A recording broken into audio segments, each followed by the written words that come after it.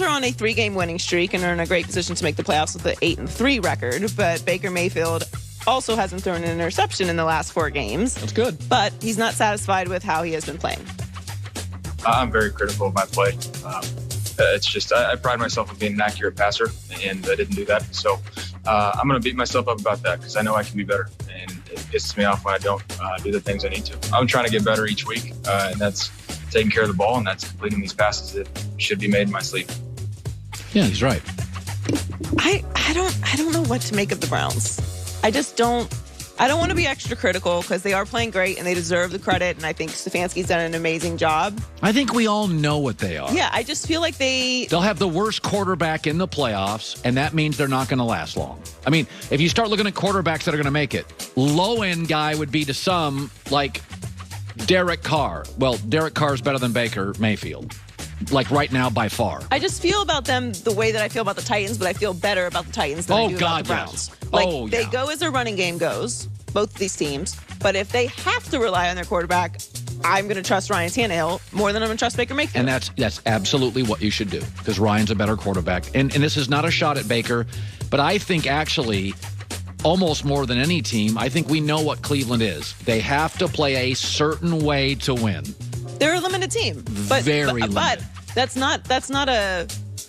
just an evaluation. Like, everything's not a criticism. That's just an evaluation of what they are. Yeah, that's what they are. They should be completely happy with it. They should be thrilled with this season. They're having an amazing season. Yeah. And Stefanski has completely righted the ship there. And it seems like he is finally establishing a culture in Cleveland. When nobody which is yaps. what they needed. Yes. They don't talk. They're not chatty all the time. They're exactly what Cleveland should be. Yeah.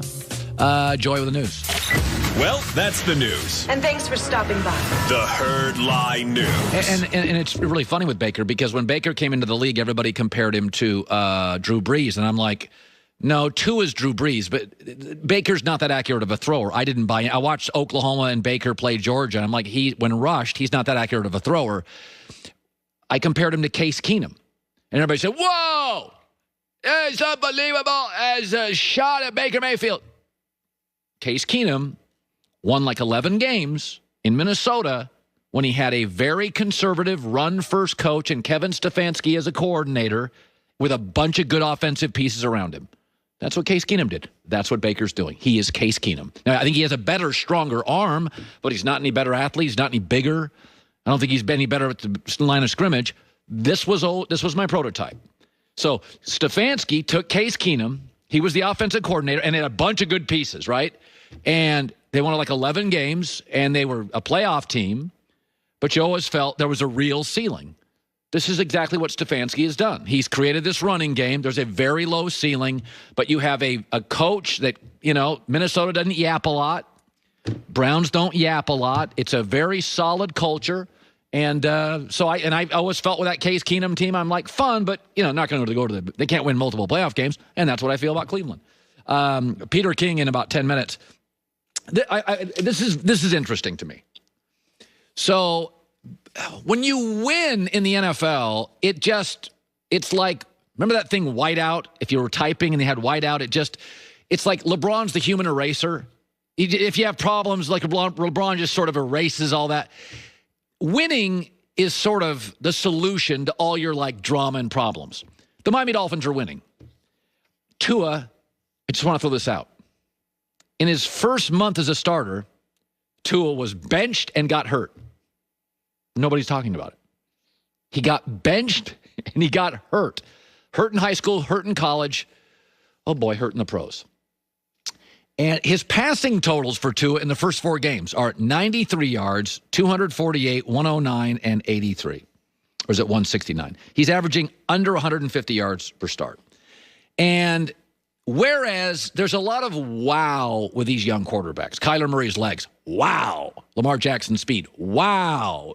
Josh Allen's size and arm, wow. Justin Herbert's arm and everything, wow. With Tua and like a Dak Prescott, it is, well, they're winning. And that's something. But Miami is in a very interesting place. And I want you to, for a second, you're Brian Flores. You run the team. So by April, late April, the Jets are going to have Trevor Lawrence. Wow. The Bills already have Josh Allen. Wow.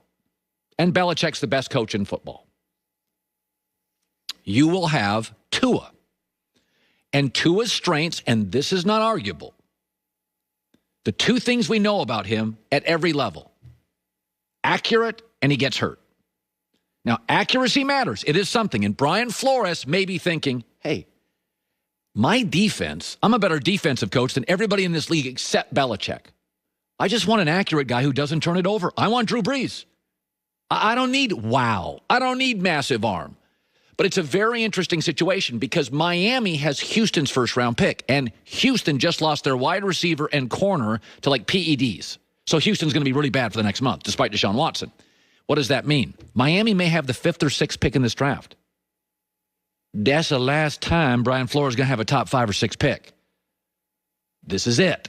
And it is a awesome quarterback draft. This is why I believe you play Tua. You're not going to have the 5th or 6th pick in the draft. Brian Flores is too good of a coach. He's built too good of a defense. They got too much momentum. And they're getting more. I mean, they have draft capital, endless draft capital. So it's a fascinating place. Does Brian Flores look at this and think to himself, okay, here's what I know with Tua. He doesn't throw picks. He didn't throw them in high school. He threw 11 picks at Alabama total. He doesn't throw them in the NFL. And he thinks there's not a lot of wow there, but I get Drew Brees, I get accurate, I get no mistakes, and I can win with defense. But just remember, by late April, Trevor Lawrence and Josh Allen are in your division with each about a 12 to 15-year runway. That's what if you stay in Miami for 15 years, you will have the smaller, less of an arm, arguably less mobile quarterback. It's fascinating, and you have a draft pick from Houston you may never have again in your career. You know, Patriots don't draft top 3 very often. It just doesn't happen. So, kind of fascinating.